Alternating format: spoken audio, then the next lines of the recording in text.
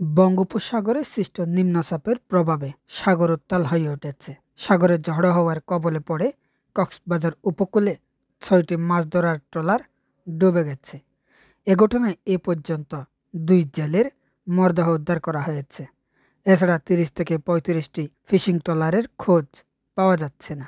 শুক্রবার ১৩ সেপ্টেম্বর দুপুর এবং বিকেল ৫:৩০টার দিকে লাবণী চ্যানেল ও ইনানি পয়েন্টে ঝড়ো বাতাসের কবলে পড়ে ৬টি ট্রলার ডুবে যায়।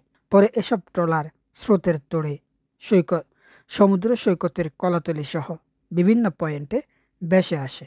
সাগর উপকূলে লাবণী চ্যানেলে এবি রশিদা নামে একটি এবং সাগরের ইনানি পয়েন্টে ৫টি ফিশিং ট্রলার ডুবে গেছে। এসব ট্রলারে থাকা মাঝি মাল্লারা কুলে উঠতে পারলেও ৫ জেলে নিখোঁজ রয়েছেন। মোহাম্মদ জামাল ও নুরুল আমিন নামের ২ জেলের মরদেহ উদ্ধার করা হয়েছে। মৃত জামালের বাড়ি চট্টগ্রামের লোহাগড়া উপজেলার চরম্বা এবং নুরুল আমিনের বাড়ি বাঁশখালী এলাকায়। বিষয়টি নিশ্চিত করেছেন জেলা প্রশাসনের নির্বাহী ম্যাজিস্ট্রেট পর্যটন সেল তানভীর হোসেন। সিসিপ লাইফগার্ড কর্মীদের ইনচার্জ ওসমান গনি বলেন, দায়িত্ব পালনের সময় লাইফগার্ড কর্মীরা একটি ট্রলার ভেসে আসতে দেখেন। পরে কাছে গিয়ে ভাসমান জেলেদের কোলে নিয়ে আসেন। এদিকে সাগরের সৃষ্ট নিম্নচাপের প্রভাবে সাগর উত্তাল হয়ে উঠেছে।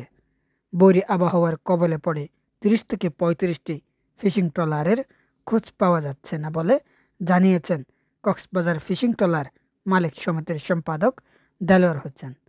সাগরের ৩ নম্বর সতর্ক সংকেত জারি করেছে আবহাওয়া office.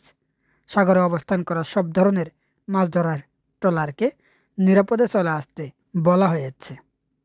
Mobarak Uddin Nayan, the Cox news, TCN, Cox's Bazar.